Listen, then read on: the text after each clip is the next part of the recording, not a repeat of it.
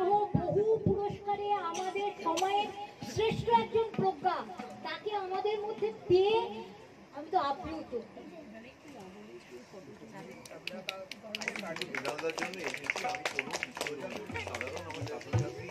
কষ্ট করে এসেছি আর আমি আস্তে আস্তে লজ্জিত। যাকে জিজ্ঞেস করছি সে উল্টো দিকে যেদিকে স্কুলটা তার উল্টো দিকে দেখিয়ে দিচ্ছে।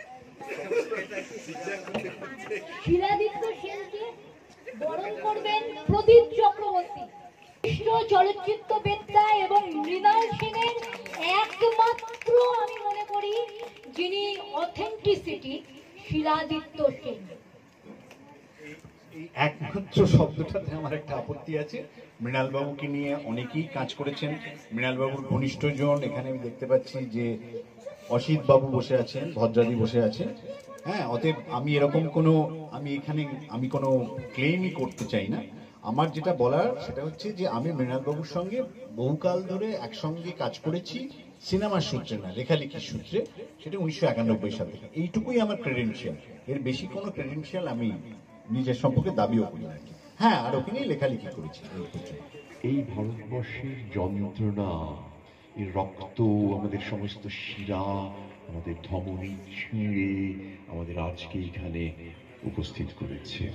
মৃণালদা এই জলধারাকে, এই জীবনধারাকে শিল্পের সঙ্গে এক তীর বেঁধার বিন্দুতে মেলাতে পেরেছিলেন। একবার কল্পনা করুন, একটা মানুষ বারবার জন্মাচ্ছেন এবং সেটা তিনি জানেন, অলওয়েজ বিং বর্ন। প্রথমে যখন ছবি করলেন, প্রথম ছবি রাতভোর, সেটা একেবারেই বাণিজ্যিক ছবি ছিল, যার কথা উনি আর কখনো বলেননি। উত্তম কুমারকে নিয়ে ছবি করেছিলেন। পরের ছবিতে যখন ফিরে এলেন, নীল আকাশের নিচে একটা অন্য লোক, নতুন করে জন্ম নিয়েছেন।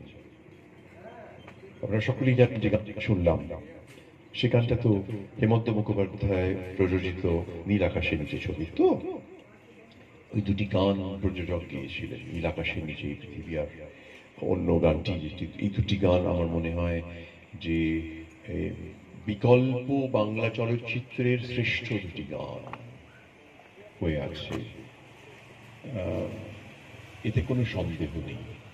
এই গান দুটির মধ্যে মৃণাল সেনের জীবন বিখ্যার সমস্ত অশ্রু রক্ত মিশে গড়িয়ে পড়ছে, যা সমস্ত ছবিটার ভেতর থেকে পর্দাকে ছিঁড়ে জীবনের ভেতরে প্রথিত করতে চেয়েছিল।